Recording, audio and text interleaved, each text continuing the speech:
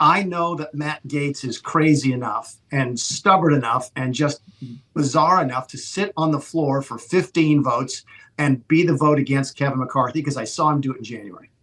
Is Don Bacon the same kind of person? Does Don Bacon have that same sort of different, strange gear to where he would be willing to sit on the floor for 15 votes and vote against Jim Jordan? I don't think that he is. He's a lot nicer and a lot more reasonable, probably a lot brighter than Matt Gaetz. But I don't think he's got that kind of that bizarre approach to, burn the place down or else. Don is a reasonable guy. And Jim may be counting on those folks who are reasonable to say, I won't vote for you in private, but taking them, sort of calling them out and seeing if they got the votes, the guts to vote against him on the floor. If there's a strategy, that's the strategy.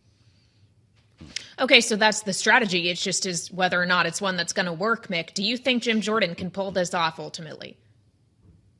I would have said no 3 or 4 hours ago. Then he picked up Mike Rogers and Ken Calvert, who's not a name that's very widely known outside of Washington, but a very influential member of sort of the spending wing of the party. You've got these two groups, right? You've got the military folks, Mike Rogers and Ed Wagner, and you got the folks who like to spend a lot of money, like Ken Calvert, and to a lesser extent Ed Wagner and Mike Rogers. I didn't think he'd get him, and when it was announced they were supporting him, that changed the analysis in sort of in my internal math.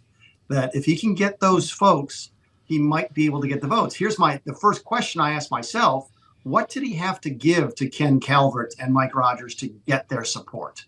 And is that the type of giveaway that then turns off some of the folks on the far right, for whom Jim is not nearly conservative enough? I'm going back to the Matt Gaetz anarchist wing of the party. So I honestly, no one knows. And it's just different than it was 3 or 4 hours ago. 3 or 4 hours ago, I said he does not have the votes, not going to get the votes. It looks like he might have made some progress here and might be moving in the direction of getting 217. You know Jim Jordan better than just about anyone, I would say. Mick, you founded the Freedom Caucus with him. You certainly know him as a lawmaker. You know him as an individual. There have been some tough questions about his past over the past couple of days. They were all aired out on Sunday morning television. He's accused of covering up sexual assault allegations when he was a wrestling coach. Liz Cheney says he was the closest thing to January 6th, the conspiracy on January 6th that you could get in a lawmaker on Capitol Hill, and should not be trusted with this job. How do you react to those? There's a couple different questions there. Liz Cheney, no one cares what Liz Cheney says. I hate to be that blunt about it, but no one listens to her. She was a 3 or 4 term member of the House, and she's out now. So if her last name wasn't Cheney, nobody would be talking about her. On the other issues, I know Jim fairly well, and nothing that I ever heard of the allegations related to the things that happened at that school 20, 30 years ago have anything to do, in my mind, with the Jim Jordan that I know.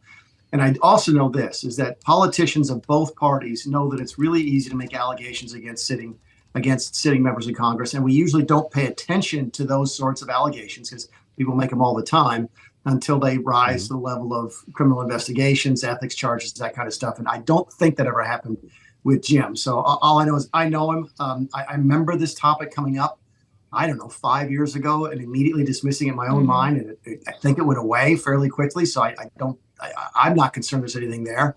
And if Jim Jordan wasn't being considered for speaker, my guess is nobody else would care about it either. Okay, so that's on that subject. But Mick, returning to the subject of January 6th, this isn't something that only Liz Cheney talks about. You yourself have been very outspoken against your former boss, former President Donald Trump, because of the events on January 6th. And if Jim Jordan was close to that, if he was one of those denying the results of the 2020 election and trying to stop that process, why would you feel any differently about him? Well, I don't feel differently about him. When you go back to, you're right about the January 6th thing, right? And if that's what Jim's leadership becomes, if Jim is down there trying to pitch people on elect me speaker, and I'm really going to dig into the 2020 election, my guess is that's a fool's errand and he doesn't have a chance. If he's down there now telling people, look, I want to go forward.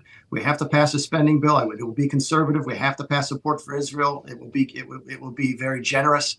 I do want to continue the investigations into the Biden family. If that's the message that he's selling, I can see him getting someplace. If he's down there selling, well, I think we need to revisit 2020, he doesn't have a chance. So I'm not sure if that answers your question or not, but the reason I mentioned Liz Cheney is, again, that she is not voting. She doesn't really know a lot of the folks within the conservative wing of the party. So it's very strange that her name keeps popping. I saw her name pop up on Drudge Report, and my immediate reaction was why. But maybe the people say the same thing about me.